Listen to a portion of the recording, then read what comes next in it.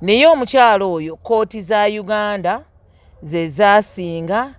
omumalamu amaanyi. Kooti gye baagenda either omulamuzi yasasulwa kati nze anti nkugambye either yasasulwa ate gwe naawe anti kati va mu show gende naawe tonkooya gw'obadde okimanyi nti no minisita yali minisita w'abaana yasooka okumalamu oyo omukyala amaanyi. Mukyala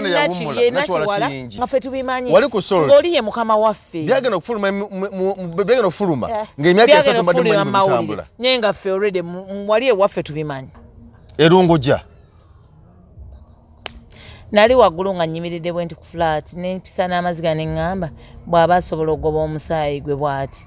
Pacho nzaani. Bannayuganda ninawo obubaka obutalinda nga buntumiddwa musajja wa Katonda Omulanzi Jafari asangibwa Nakisunga ng'oyitidde mukono wa Antony. Abalondoolwa ebizibu eby'enjawulo ebibatunuza mpulunkanyi ng'owetulwalamusa abangi ng'amajini, emizimu, abaagala n'abayuugayuuga, omuntu walemedde mu kkomera n'ebirala. Bw'otuuka ewuwo ojja kukuba ssemukiti ng'embwa eyogereza. Musajja wa Katonda agenda kukwatako bukwasa akoomera essaala olwo akajagira kalamule ate nga n'akasiimo kaleeta omaze kulabako. Omulanzi Jafari alimu n'amaanyi ag'ekisalaziba nga bw'oyota ku kyoto kye kino ovaawo emikisa egyesiba gitadde n'ebizibu okukalirawo. Omulanzi Jafari mwangu okufuna ku nooti 7 nooti 38888 oba nooti 783989813. SM Tours and Travel ebaletedde Canada Niagara Falls New Year Fest 2023 Nyumiro 2024 ng'oli mu Canada okuva nga 29 December paka 2 January nga tuli Canada. Tukwaniriza nnyo gwe wena tulaba ku emboozi mu UG nze Jeffrey Mayanja aka Mr. Wagwan Extreme ku kamera awo naye samutegedde leero kwe tuli nnyo Pacho leero yambadde mawaitize ataddeko obugalubindi asimanyo oba bwa maaso oba bwa swaga oba bwa lugezigezi naye yabutaddeko talina tabbu yonna nange wendi nnyo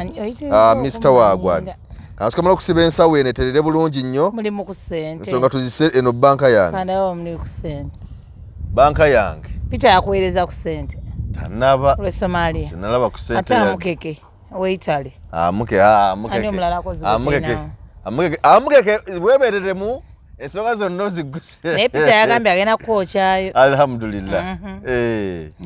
katulinde nasembeyo okwogera naye nga ngambo baaliwo anti omanyi Peter weeri Peter yabadde aŋŋamba mbu nga twalimirako nnyo ku rawundi 7 Peter tukubuuzizzaako oba tulabire Somalia side eyo webali nnyo okukwasaganya nsonga zonna webali kukwasaganya mirimu bakikola batya Somalia eyo oba mu kiyumba nobeera myaka 2 kama hakuna nga tewali bakikola batya kamukwano gw'okakola kamukwano kitaata kamukwano soap gyebale bakakolera wali eri ku industry wayi bakakola batya tukubuuzaako gwe wenna tulaba najjo sinzira okutulaba zikiriza Pacho asooka akubuuzeeko mu nnimi ez'enjawulo nga n'olusooka taluleseeyo lw'abasembyayo tusimbulira wemboozi leero okulwemba nsoosa mukuba mutya nange mwebale mwekaza mwebale kubaayo nga muli tubona jatene noyo emboozi mu UGT eno benyo habari gani karibuni tena kipindi kia emboozi mu UG mimi naitwa Pacho na siku ya leo bingi nyo bitugenda okubanga twogerako amoti alali atenyi inywe natubaramukizeho muno bojo muli muta tubagonza mnonga mbwenu twabakira ali entekaniza eno tugenda okutandika kubazaho omaliriza olwo kale toyanza katutandikire wano omukyala Teddy Bugingo nkoze ensobi omukyala Teddy Naluswa wali nnyo alyoke ennaku zino yogera amanya ge bulungi omukyala Teddy Naluswa Bugingo officially married wife to Bugingo yagana divorce kati gwe bagambye ompa beero nga nnywa kirabo mbunjinywe lwampaka mbu lwakuba nkwagala Onyo kirabu. Ngosema kibero chenyo. Ompa bibero byo. Omalega Sha. Ate nawe nedalete mutumanyira nnyo. Onsaliro ne kyenywa. Omukyala Teddy Naluswa Bugingo. Gobajjakedda erya Bugingo. Omukyala Teddy Naluswa Bugingo. Omukyala Teddy Bugingo. Pacho eno shoka tijikole. Omukyala wa Pastor Bugingo Teddy Naluswa Bugingo. Katifuka kubiriza program eno. Nsobola fuuka. Nze sagala bintu byakubanja. Nze host. Kyangu nnyo. Nze host. Anti woba host nga tolina mu magezi manno kuteeka. Ate okubye nnyo ise walikomye. Manina okuteekamu ku magezi okitegeera. So I mean like woba titles obadde ozeerabidde oyinza okuba kati gwengeri gy'obeera ensambya kati title ffe tuzimanye eno tobadde mu byabalokole tuleke ffe tumanye title. Nalyembo omwana ati mbeera nateete kati omubuusiza mu nsambya. So omukyala alabika bulungi nnyo ennaku zino. Simanyi alabika bulungi nnyo ng'omukyala nga maama ate ndowooza n'obulungi bweyongera ennaku zino. So wali ensonga zikwasaganya Mukama Katonda kasita omufuula buli kimu. Nagendako ku Bat Valley ku Sunday ewedde saa. Njagala gendayo. Akyaliyo. Gyali bulungi nnyo. Nagendayo omukyala oyo no, I think anasemba oba okwogerako naye bino bya how are you madam biki nga bw'omanyi nti mukyala musoma nga mukyala wa MD wo ng'okyali ku Soroti. Those were like maybe 4 years ani gwe bagoba naye twala eri mpozi wavaayo ani gwe bagoba balina entobe engoba tenange mayina eyogeza nnyo bwe buzibu oyasama nnyo manyanga nendusa gunsinze aliwa bitono so kakati wali alabika bulungi nnyo naye alina ensonga ziyakonyeeko ze tulowooza nti nno oba oli awo tezitambula bulungi mukulu ssebo nga bwe zatambulangako ddi obulungi tezitambula bulungi kuba yavuddeyo n'ayogera n'agamba nti nno omwami of course tukimanyi ffenna nti omwami yavaayo n'amutwala omukulu pasita n'amutwala mu kkooti ng'asaba divorce. Omukyala yategeezezza nti omwami bwe yamutwala mu kkooti ng'asaba divorce ye n'agamba kkooti nti nga tulina bagenda ku nsonga za divorce munzikirize omukulu asooka alabirira abaana abaliwo. Kkooti mbu nesalawo negamba nti abaana abakulu ababiri bo tegenda kubalabirira olw'ensonga bali bakuze nga basuzizza emyaka 18. Bali babiri bokka abakulu. Bali bameka? 3. Basatu. Bali basatu abawala. Kkooti negamba nti bo tegenda kubalabirira wabula keerabirire omuto bebi omulenzi. Miracle. Wabula nti kkooti bwe yalagira ye omutawe bwe obuyambi nakati obuyambi obwo mbu tebutuukanga eri mukyala Teddy. Tebutuukanga n'okuva kati okusinziira ku mukyala nga bw'annyonnyola. Ali awo bwe wati. So obuyambi obwo tebujjanga. Kakati ne neebuuza nti kyekiri emabega w'omusumba obutafaayo kuwa buyambi baana be oba mwana we kale kkooti nga bwe yagamba nti bali abakulu kale bo tubaleke naye omuto ye kalabirirwe naye ate n'obuyambi bw'omuto mbu okusinziira ku mukyala nga bw'annyonnyola mukyala Teddy nti n'obuyambi bw'omwana omuto tebukola ki tebujjanga. Kyekiri emabega w'omusumba obutawa mwana buyambi gwe ng'oli mukyala oli maama. Naye ekyo ekibuuzo ndowooza kyalibadde kirungi nnyo kitwala wa Bugingo si gwe munne tontunuulira bubi si gwe munne waabwe bwe baagoba gundi ne gundi gwe waddawo kasuku bwe babajjawo ne Ibrake gwe waddawo olabika ni munne okuva si gwe waddawo mu kifo ekyo oba ndi munne oba siri kuba n'ennamba eyasooka okumpeeza messages nga ndi kalenda nga tuteekayo ebintu bya Easter show ya Easter njijjukira bulungi nnyo nakubuza ennamba ogimanyi nga amakula kati kitegeeza nti wali munno ti ogimanyi nnyo n'ennamba ye nali ngimanyi nga twogerezeganya naye anyway nze mpozi kyensobola okwogerako is ombuuza ki kyoyagala njogere ku nsonga eyo eyaki What do you want me to talk about? Because wayogerako ku nsonga y'abaana byonna nga bituze twogera of course bibaddemu abaana bibaddemu omukyala Teddy pastor makula n'ebirala byonna kati omukyala bw'avaayo n'agamba nti n'obuyambi kooti bwe yagamba nti bawa omwana nabo tabufunanga olowooza ki ekiyinza okubeera emabega w'omusajja okugaana okuwa omwana obuyambi because eri abasajja abamu ng'omusajja nga talina ssente ebyaddala nga talina oluusi ng'omulimu gw'alina gumuwa kitono ye kubeezawo obulamu bwe na kusasula renti n'okuba nti omuntu alina ssente wano owulise bannayuganda saagala ojje wano olowooze nti basiru saagala olowooze nti bannayuganda tetutegeera oyogera ku bannayuganda abasajja batamivu b'osanga eno mu nkere nga banywa omwenge gwabwe oba kiri ateete eryewoyima oba basanga muwambizi buli lwoyogera kugaa nti Jofula owuddiisa abantu oba onvumya oba onsiga erinnya ebbi twogera kwani twogera kwani musumba ki Alozias ayina ssente oba tayina empitirivu ennyo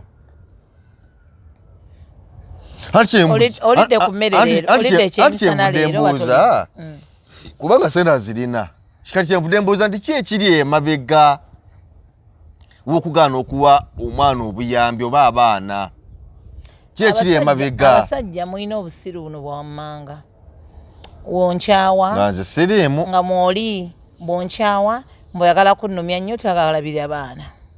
bwonkyawa oba nga tufunye obutakkanya naawe n'otusiibya enjala bwonkyawa nga nina obutakkanya naye twagala nakusasulira abaana fees but you're being stupid because that is your blood nze njja bavuma ate mbatereeze mbateeke mu layini yammwe ate sijja bavuma but I'm trying to tell you that your head upstairs muli basiru okujja ku downstairs tuli bagezi mwakabeera abagezi ogwo gwe mulimu gw'omutwe gwokka gwe mulina no I'm telling you kubanga bw'odda ku nze siri wa kika kyo era anytime I can walk away and go but the children are your blood but kika kyo so whatever you do you think you're hurting me but it is them you're hurting your children, you're hurting your own blood. Tomorrow bagenda chikire ekika kyammwe nga gw'ovuddewo baga bambi afudde naye alesewo abaana nga there is something they can show okitegeera but most men mugenda ne mwagala ne mugoinga into another relationship in a relationship ng'olimbye nnyo oli aliyo oli simwagala oli mukazi yantama mukyafu mulimba abasajja abamu nina mukwano gwange n'akabadi kakozesa bw'akuba n'omukazi omupya nga bw'akuba n'omukazi ebbali agamba nti owewaka twayawukana tetukyayagalana nze nsula wansi yasula ku kitanda tetukyakolagana abaana be batugatta ati n'oyo gwe babigamba mbizzi naye ng'oli mukambwe nnyo leero mbizzi ebigambo ng'ofubutuka binene ani gwolimba nsula wansi twayawukana kyokka ogenda kulaba ng'omwaka ogujja azadde oba emyezi ng'esatu mumunywa bunywi babigamba basiru leero ng'oli mukambwe nnyo ku nsonga ekwatagana ku baana feelings actually kintu ekwatagana ne feelings nsonga z'omutima zinkuba wala nnyo saabazanyira ku mutima gw'omuntu naye olowooza newemba siikwagala ejjofre sente zo sitawana naziri bino binkutwala out nkutwala kanyama wali tukola ebiki lwaki nzirya nga sigenda kwagala mbutuufu mba sijja if I don't like you sikwagala ne sente yo sijagala etemo simwagala biki byonna sibyagala saagala odde eri ogambe omukazi yankola kino omukazi yankola kiri nno. When I hate you with everything of yours. And when I love you, I love everything of yours. Ne bwoba olina abaana 10 ne bwoba olina biki nga nkwagadde nja bbeera nabo. Naye olowooza kubanga nze neebuuza omusajja bw'abanga atina ssente ng'alina buli kimu ng'asobola okulabirira omwana we nga bwe kigwande buli kimu naba ng'asobola okukimuwa okusomera mu international school na biki byonna olowooza tawabeerawo okwekengera. International school is not an issue. Ekikulu kiri nti nze nga mama w'omwana wange mututte ku ssomero. Olowooza tawabeerawo okwekengera ogamba nti abaana bano because the child being in an international school or what? No. Chenjagala is education for my children. Because naye it all goes back to who? To the man. Ntya mugenda ne mukwana bana abakazi ne mbasuubiza ensi n'eggulu. Mukwana bana abakazi ne nojja weaknesses ezabadde eri zoziteeka wano ono nazibesingako to win you. How? ozongambye mama naka akatimba kabeera ku mutwe ayambala mpale z'abaana ku mutwe okazi gwanta matekulegana babeere tekukola ki nga ngamba obulega muli ludda nga ngulaka miliyoni 2 nga nkulegera ebbeere nawe wooli n'okankana gwe temanyi nti makula yagulako akalega ke miliyoni zaali 2 twakogerako ati byebyo n'omulegera ebbeere mu miliyoni 2 naye n'akankana yonna gyali kyenjagala okugamba Pacho nti olowooza omusajja twabawo okwekengera nti abaana babange oba si bange because teri musajja okujjako omusajja nga muloge teri musajja teri musajja abasajja mwafuuka bimmonde kankuze ekigambo kyatera okukoza ye kenyini ate naye kenyini yafuuka saabamonde teri musajja ye saabamonde teri musajja wayagamba nga ebisajja ebitayagira abaana oli sekabote oba saabamonde sekibote something like that oba wate but ye chairman waabwe kati because bw'obanga olina any doubt in a relationship bintu byangu nnyo kwata abaana watwale mu DNA simple omutima gwo gutereere ate abaana nze nga bwe bamanyi bwe mbatunuulira wadde bagamba nti okufaanana si Luganda the other children leero wali Winnie there's the other young girl bannange bali bw'obalaba balabika be original ba Bugingo gift nno katono omwala omukulu naye the other 2 girls ono yamalidde engineering wa yali America oba wa bali abaana yali serious nga abazaala naye omukulu bw'akoowa ng'akoowa bubi nnyo no tekyali mukoowa bubi nze njagala kino ekintu kipuutinga upright era omukyalo oyo we munaawuliriza nnyo bw'aba yakyogeddeko nze simanyi sinalaba interview ye naye omukyalo oyo kooti za Uganda ze zaasinga omumalamu amaanyi kooti gye baagenda either omulamuzi yasasulwa kati nze anti nkugambye either yasasulwa ate gwe naawe ati kati va mu show gende naawe tonkooya kati nze nkubulira bye mmanyi ate waze kufuna ki if you have the information kati kankuleke kati woba olina information giwa abantu giwa abantu bwoba ogiina nze nkugamba kooti za Uganda za disappointing omukyalo oyo 1 omukyalo oyo kooti za mu disappointing azitya ne zisala omusango in favor of omusajja can imagine Pacho si kituufu baligambye according to this and this and this omukyala wano oli wrong ono ali right wano oli right ono ali wrong nze kye nali nsuubira kaakati ng'okyali awo no let me tell you this kati Geoffrey I think you came to me ng'oyagala information right gw'obadde okimanyi nti no minisita yali minisita w'abaana yasooka okumalamu oyo omukyala amaanyi mukyala nakiwala kiyingi gw'omanyi sente meka zaaliyo omanyi sente meka ezaateekebwayo simanyi kati ebimu bigendeko mpola kubaffe byonna tubimanyi compromises zonna ezaaliwo tuzimanyi buli kimu ekyalingawo teri munnayuganda atakimanyi ate nga waliyo be baatumanga ogendanga in that office mukolebwe muti kati ono mumalemu amanyi wano newali ekisinga okunnuma simanyi oba nnakiwala muzadde naye kyemmanyi muzadde bw'aba tannazaala ajja bazaala ate nsaba nnyo kituukeko ku mwana we lumu omu no kukolima omwana oba muzzukulu kimutuukeko tosobola kuŋŋamba nti omusajja gwe kenyini otuuka n'okugamba nti omusajja ye lwaki tomuwa divorce na biki nina abaana nawe n'owagira omusajja okundekawo n'owagira kale okundekawo kibeerawo n'owagira omusajja obutaweerera baana bange n'owagira omusajja obutampa ssente n'owakwegamba nga yamuwagira oli ku saidi ya musajja really oli mukazi nga nze nga nawe osindika okipinga omwana emyezi 9 mu lubuto nga nze nga nawe bannange naye mukama osasula mu ofiisi akyagirimu ye mwalyoka ne mukuba n'akalulu mwalyoka ate nsaba taddanga ne mu paalamenti omulundi omulala madamu ng'oli mukambwe nnyo no waliyo ebintu abantu bye bakola n'owulira muli nga kikulumye nga kikuluma mulala kuba mwabeeranga eyo temubimanyi kati mmwe story ya Bugingo ne Makula byagenda ofuluma naye nga ffe for the last 3 years I think tubimanyi Chovola ba Doreen was so bitter nagamba okuva 2016 bichi ngafe tubimanyi wali ku salt ngoli ye mukama waffe byagenda okufuluma ng'emyaka 3 mbadde mumanyi mutambula nyenga ffe already wali ye waffe tubimanyi ngaffe munda mu kitebe tubimanyi nga n'abakyaki abamu babimanyi era myaka egyesatu kyaki yatandika okwesala abantu ne begabanyamu abatandika batvalera elders, some of them started moving out. Okitegeera nga kwegamba tebasanyukidde ono kyakoze kulekawo munne bwe yavumiriranga ng'avuma abasumba banne abalala ti ne mulekawo bannammwe be mukoze nabo be mubadde nabo mu nnaku be mukoze eki ne mukwana obuwala bw'omugundi naye ate naye yalekawo gwabadde naye gwe yabonabona naye n'akwana obugulu obulinga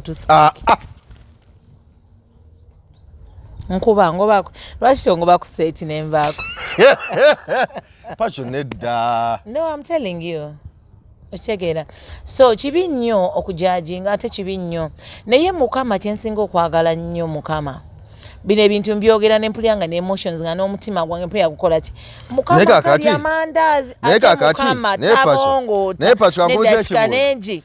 Mukyala Nakiwala ndoza nawe otuula eno gane guno gwagundi bwe bajja mu office yange it was like this and this and this. Nendoza nawe otuulayo n'owulya ng'omutima gwo ddala. Pacho kankubuza ekibuuzo. Omukyala singa nga ndi mwami wo katugeze. N'enkwana omukazi. Walivunanyane ovunana nze ovunana mukazi gwe nkwanye. Kuvunana kingongo bye mu nyumba ngo because okwana nogenda ne yogatta na ebyo bya bulijjo twabimanyira. Mukwanye nkugobye mulese mu makana yazze. Anti ngoba kuddiru ki? Obadde ombonyabunya. Give me grounds kogenda okungobera nga nina n'abaana bo.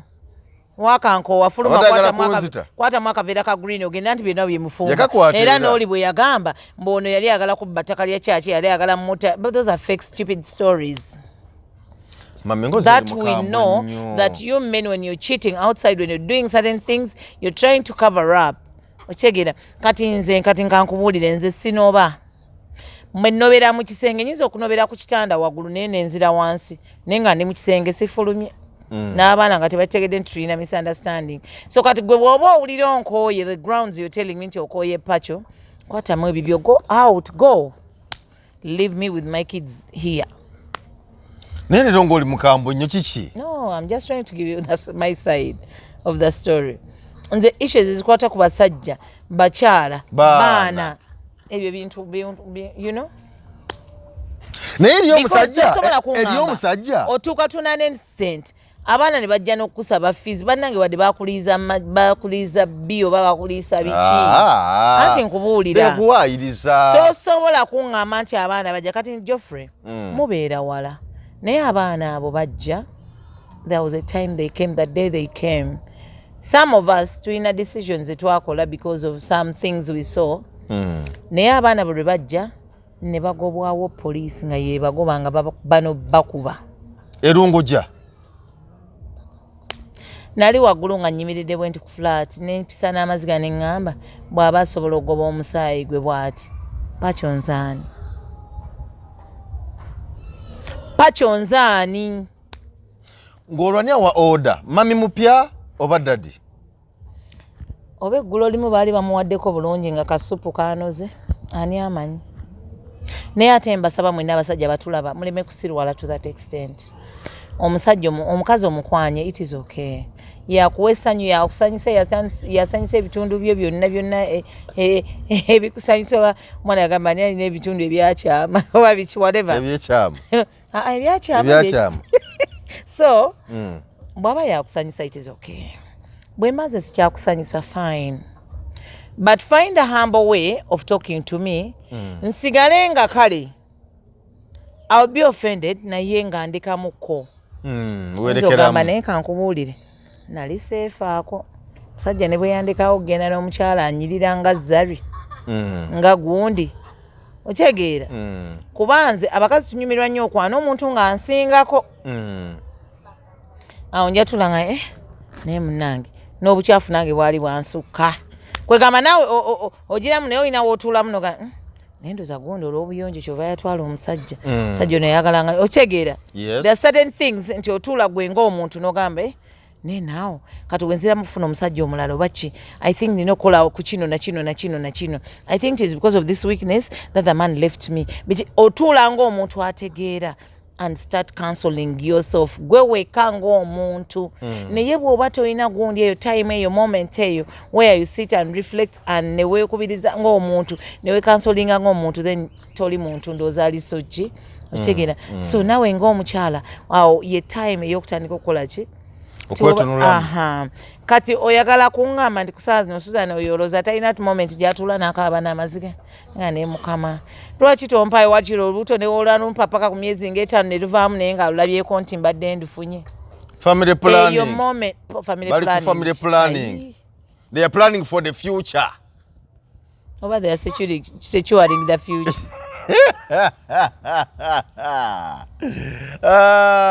naye nga nze neebuuza olumu nembeerawo ne ŋŋamba nti omusajja ayinza ate okutuuka ku ssa eryogana okulabirira abaana be bamanyi nti nno babe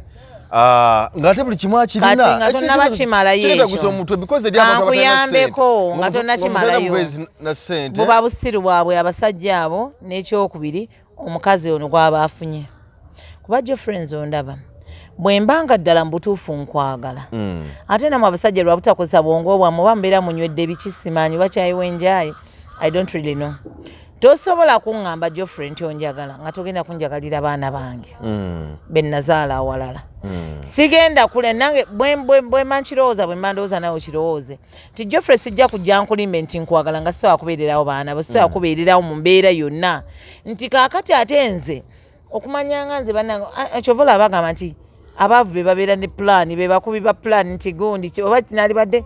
bwe mbeera n'ettaka bweri tinatese waleeza abapangisa wano bikyo kyegeera n'agamba abaavu ate bo tebakola ki abaavu tebalina magezi ago bo kitegeera naye nga omukyala yenna omugezi ng'ofunye omusajja ayina abaana be abadde into some relationship ne breaking aneekola ki sembeza abaana abo closer to you omusajja ayina ng'okwanya omukazi nga omanyi obadde ne relationship before this woman nze mandowooza to be openness yesinga oba omusajja oba omukazi nga onkwanye Geoffrey I have my children I have to be open kubuulire nti munange nze I have ABCD if you're ready to take me up with my children now obeere open ongambe Pacho nange naye abaana bange basatu oba bana bali eyo but if we are to move in together njagala abaana bano bonna mbaleete oyinza okwanga buli mwana wamuzaala ne maama we which is not bad to me naye okimanyi Pacho nti eri omukazi ayinza okukola ekintu kyobalagenda okwogera kikambwe nti abasajja bamu bagamba nti eri omukazi asobola okukola ekintu nakukyayisa n'abaana bo ate oba musiru nnyo wakyawa omusaayi gwo kuba nze siri musaayi gwo nze me anytime I can walk away and go but the children have n'omusajja omulala exactly n'enzaala nayo n'abalonga bakulema okunzaala amukeke seriously so nze tumi ndowooza bino ebintu byakutegeeregana Pacho nkufunye yes Pacho ina abaana nti ye nina babiri Geoffrey oli otya bibadde bitambula bityo obulamu bwo bwadde butya ti Pacho nina abaana bange bana buli mwana namuzaala na mama we konze munange it's okay let's get together oba if you mind you can tell me about how it was naye ate ebiseera ebisinga saagala nnyo kumanya ebyaliwo in your in your old relationships because fena tubiyiseemu tumanyi tutambuddeko tumanyi you can go here ngolooza ogenda funa essanyu nofuna the same story you go the other place nogamba no biki bikyo kyegera until you reach to the right person oba bano okudecidinga ne maama waabwe nga kyanyiiza muzeeyi kyanyiiza omukulu anti kakati bw'okwana nagamba nti oba mudecidinze ne maama wammwe munvuddemu nga abaana bakulu already what do you expect them abaana of course tulina kubeera kusaidia mama affe waliwo gundi ebadde tambula ku TikTok ennaku ezo ng'omusajja agenda kuwasa mukazi mulala abaana bonna bavaayo ne bagamba tojja wasa mukazi mulala nga mama affe ali wano meaning ti ogenza okikola abaana bonna bategeera balaba struggles mbadde muyitamu balaba bagenda ne bajjukiramu the dreams you people had as a family nti baali batuula awo ndoza ku meza ne bagamba nange gundi lwolizaala bannange bazzukulu baffe tukole bwe tuti tubaterewo faamu tukole otegeera so those things are the ones ate most especially if the children are girls by not that strong attachment ne mama they feel actually kati abaana bwe balina mu bwongo ne bwe baligenda to get married tebagenda waayo emitima gyabwe gyonna mbuza lwaki mama abwe kyazayitamu nga bajja beera ne kiri nga bagamba mama affe yayagala n'akola kino na kino na kino so bagenda beeramu ne ka 30% ke balekayo nga gwakalubamu okyegeera nti ajja beeramu ne kali nagamba ono omusajja kamwagale naye sigenda kumwemalirayo nzenna okyegeera because of what they saw their mother going through because okyegeera so tebajja kuwagala bamaleyo oba abamu bayinza n'okusalawo nagamba ndoza sigenda fumbiro oba mama yeefunza nnyo abaana nabajja ku taata nedda ekyo tekisoboka kubanga ekisookera ddala abawala baagala nnyo bataata baabwe ate oyo omusajja ali ayagala nnyo abaana be kati gwe tomanyi the number of abaana abaali e Makerere who learnt driving naye nga bayigira ku mmotoka ya Doreen nga taata yali yamugulya karawumu ali ku ssomero ku university naye ng'avuga mmotoka ekyo kiraba n'abazadde bameka gye bali ababikola ne oli okuzadde okusinga ayagala nnyo omwana we yali afaayo yali akola naye nanyiga oluvannyuma lw'omwana okudisidinga ne maama we bwali busiro najja amawulire n'amwogerera teyayogera ate kati ne waaba yayogera omwana kale bagamba nze batumi I believe mistakes are always human and mistakes can be corrected and mistakes can be forgiven okitegeera so nabo tebali bakatonda bayinza okuba bakikola olw'obusungu olwaki kye baali balaba nga they are losing their dad nga tebakyalina that love babeeranga ne tataabwe batugeze sande ng'eyo ngeza bugeza saaliyo mu maka gaabwe sande ng'eyo muvudde ku kyaki you have maybe lunch on ayinza n'ogamba leero tetuddaka tugende we have lunch maybe somewhere ne mulya ne mugendako awo ne oba ne mubeera eyo ne mudde waka later on in the day ekiro ne musaba wamu ne munyumya akabana ne banyumya ne taata it is what we all cry for olaba gundi omusajja yakomyeyo kyatannaba kumanya nti oba akomyeyo ddala kubeera mu bulamu bwe oba yakomyeyo ofuna likes oba yakomyeyo ng'ebintu bye tebikyatambula oba kinata my lion the lion is back the lion is ulululu Grace Khan Grace Khan kati yakakanye baba naye akasinza okunyumira kumuyita mukulu munne mbo Prince Oma mukulu munnange nafuddaawo okitegeera soka kati mbo Prince Oma mukulu munnange kiba kirungi nnyo okumanya intention Daddy Granaze mulina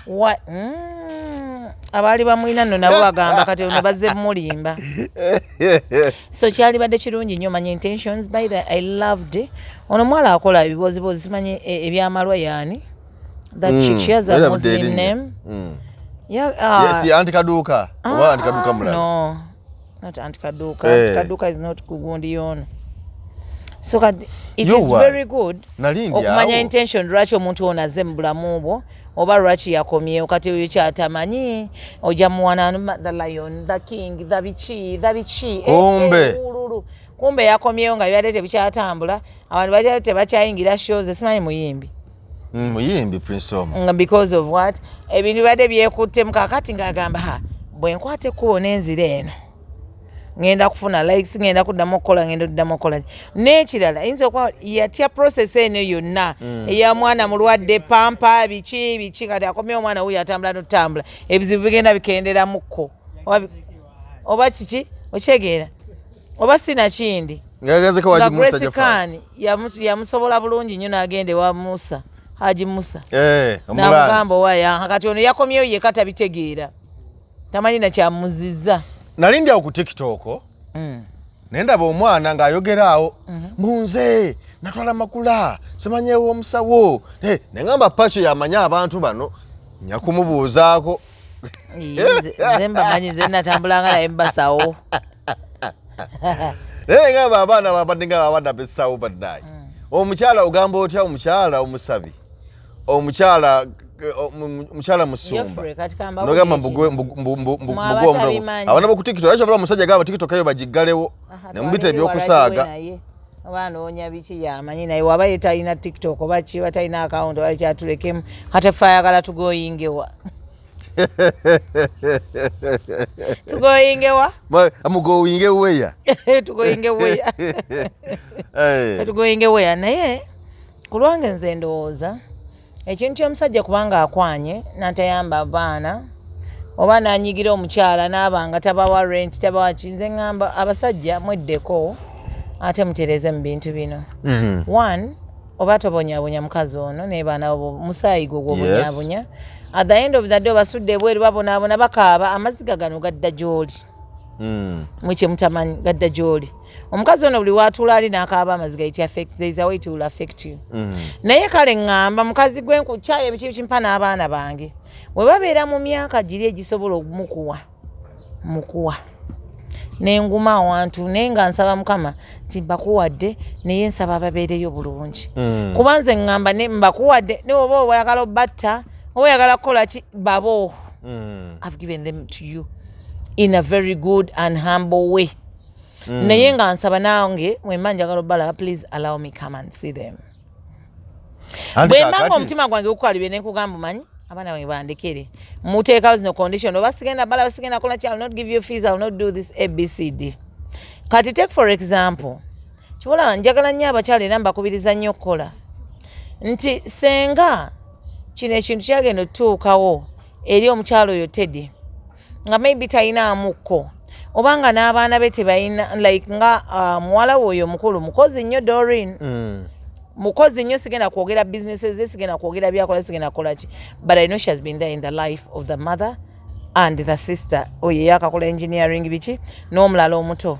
tibaana bayina amagezi si kusoma kwokka basoma bayiyayo obuntu bateekateeka small scale businesses oba kitegeera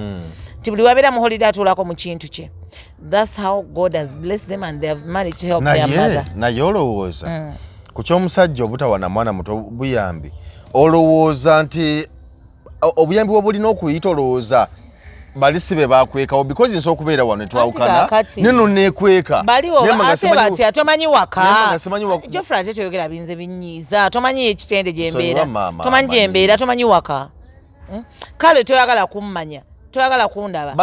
mobile money yange togimanyi togimanyi tomanyi simu yange ziteekeko olabo bangenda zijjako nzisule mutoyi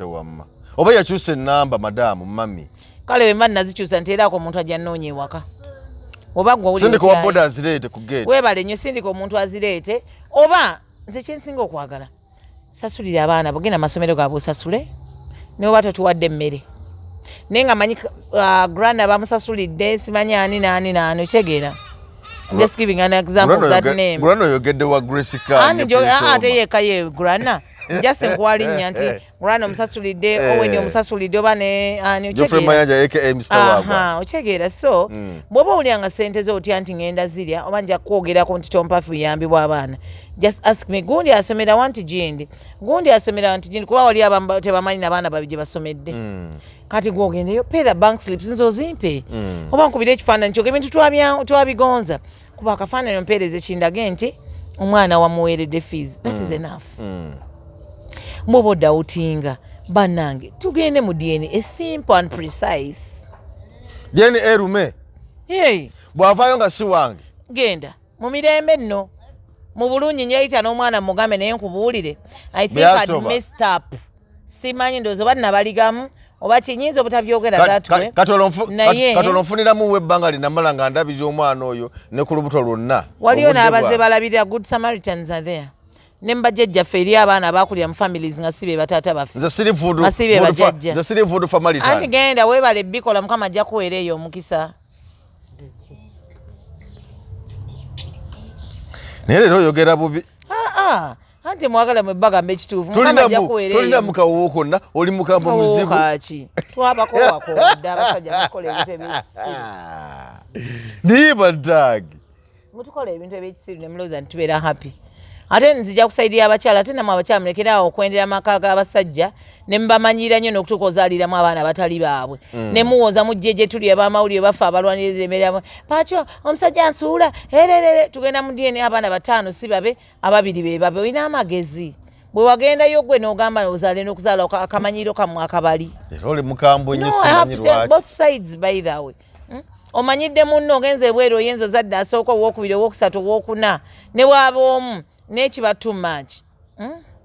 omanye abakyala bamanyi nnyo genda nti kwesasuza yategedde Geoffrey yakwanya wali akwa nti kale yazaala nozaala kale naye ngenda zaala nozaala omuno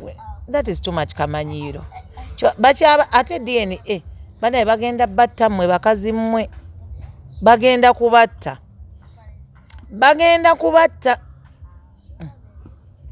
totiisatiisizza okutiisatiisa nga musango sitiisatiisa naye bw'oba omanyi nti olina by'obadde ng'okola tewalabye muzungu yasse omwana namulabye yali akola ku bino ebyenguudo nga bakola nguudo masadize masaka eyo naye ate naye nyinza okwogera ekintu nekibanga kibambi kinsayitingamu naye tosobola kuŋŋamba nti ozaala omwana oli muzungu ne bakuzaalira muddugavu n'obanga naawe olina amagezi nga tekalimu yadde akeeru otegeera oyo mugaanirawo nkuleka n'emulago oba yonna gye nkututozaala ani gw'omanyiira neseera yayonona za bweru ogenda mu dyeni nkalekerawo awo omusayi gw'abazungu nga gubeera very strong nze brother nga alina abaana abazungu naye tebaye tulina okugjako ekifaanani nti kyaffe n'akazigo na biki nebiki ebyo byolaba nti ono afaanana gundi yafaanana gundi naye ng'omusayi muzungu kati onzaalira otya omwana muddugavu ng'eyo gundi ya microphone n'oŋŋamba nti mbuki yafaanana jjajja buddugavu yatwala bwa ssenga nguleka emulago nze senga nali omusana gwamokeza nyali mu Afrika gwamokera mu lubuto naddugala wallahi nkuleka mu ddwaliro w'ozaalidde wenkuleka sidda ngate senga nali musajja simanyi naye sho tugikomye kale toyanza ngo tugikome ekoma wano gwe ekyaziza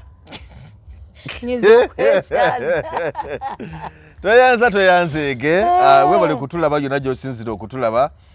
emboozi tetunyumiza badde biwanvuwanvu muko naye bwe kibeera of course wabaawo ensonga yonna tuba tulina okujja ntugitunuulira okulaba netubaako ne bututereeza sayidi awo naye nga twongera kukubiriza ogendeko ew'omulanzi musajja faali waali nnyo talina tabu yonna akulinze mu maka ge nakisunga mukono otwale ensonga zonna ensonga za bufumbo mirimu tegitambula bulungi ebyamaka go gayuuga waliwo yakubako ebintu ekikulu nnyo eri omuntu asobola okubako ebintu byongomanyi nti gundi oli yeyanziba nolwokuba munaga n'abanene mu gavumenti alina